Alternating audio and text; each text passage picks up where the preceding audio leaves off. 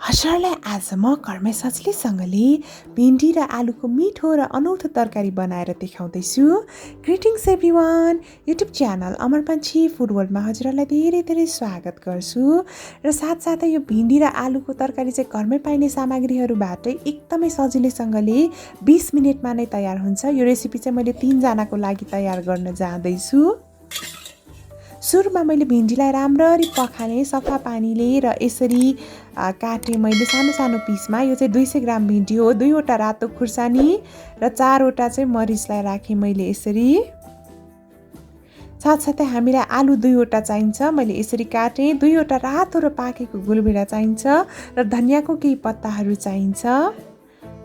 र मैले यसरी नुन आधा चम्चा, रातो धुलो खुर्सानी आधा चम्चा, बेसार आधा चम्चा, जिरा धनियाँको पाउडर आधा चम्चा, अदुवा 1 चम्चा चाहिँ यसरी थिचेर लिएकी छु मैले। साथसाथै तोरीको तेल 4 चम्चा र एउटा प्याजलाई मसिनोसँगले काटेँ। र हामीले गुलभेडा राख्दाखेरि चाहिँ रातो र पाकेको वाला राख्यौँ भने एकदमै टेस्टी बन्छ। सुरुमा प्रेसर राम्ररी तताउनु होला र तेललाई तताउँदैछु।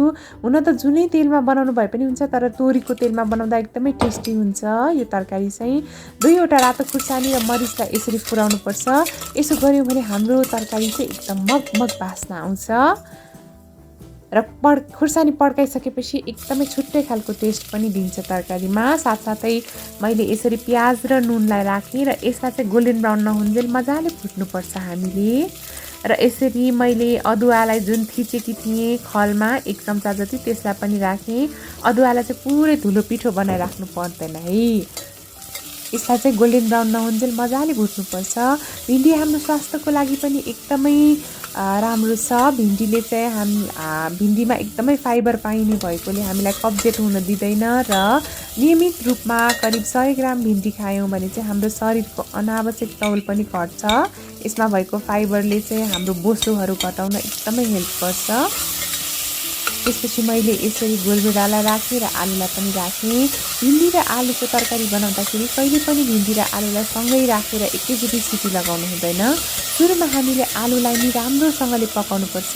भिन्डी चाहिँ एकदमै छिटो पाक्ने तरकारी भएकोले चाहिँ यदि आलुसँगै पकाउन थाल्यौँ, धेरैवटा सिटी लगायौँ भने धुलो पिठो हुन्छ र मिठो पनि हुँदैन। 2 मिनट पकाइसकेपछि यसरी मैले थोरै आधा कप जति पानी राखेँ। अब यसमा अरू मरमसलाहरू पनि म थप्न जाँदैछु। सुरुमा म राख्दैछु बेसार। बेसार चाहिँ तरकारीमा युज गर्दा अर्ग्यानिक बेसार युज गरेकी छु। यसले चाहिँ स्वास्थ्यमा खासै असर पुर्याउँदैन। र साथसाथै मैले यसरी जिरा धनियाँको पाउडर र रातो धुलो खुर्सानी 1 चम्चा जति राखेँ। हजुरहरूले पिरो कतिको खानुहुन्छ त्यही अनुसार राख्नुहोला। नुन पनि आफ्नो स्वादअनुसार एडजस्ट गर्न सक्नुहुन्छ। यो यतिको मसला र तेल नछुट्टिन्जेल हामीले पकाउनुपर्छ। र यतिको भइसकेपछि अब यसमा म झोल हाल्दैछु। झोल चाहिँ धेरै हाल्नु हुँदैन। यो हल्का ग्रेभी भयो भने चाहिँ मिठो हुन्छ। मैले 1 कप जति पानीलाई राखेँ र राम्ररी मिक्स गर्दैछु यसरी। यसलाई मजाले उम्लिनु दिनुपर्छ है। यतिको भइसकेपछि लगभग आलु पाकिसकेको छ। र यसमा चाहिँ अब म भिन्डी राख्न जाँदैछु।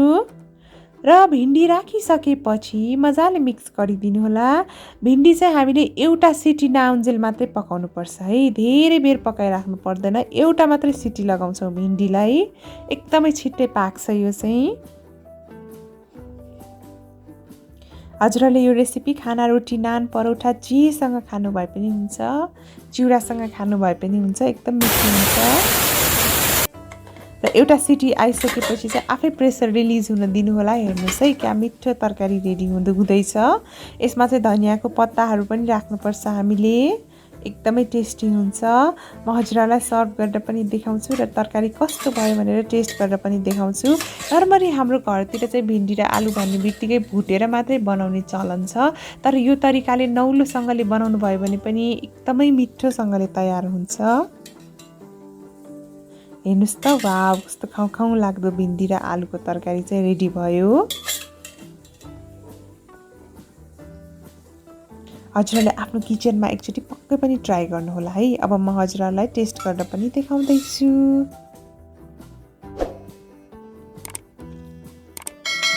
वाव, हेर्नुहोस् है त, मेरो मुखबाट चाहिँ पानी आइसक्यो।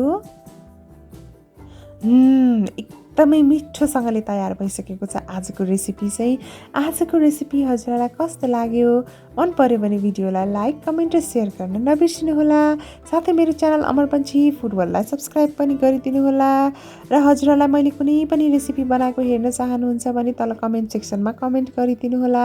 Thank you so much for watching. Have a nice day. Happy cooking to all of you. Bye by.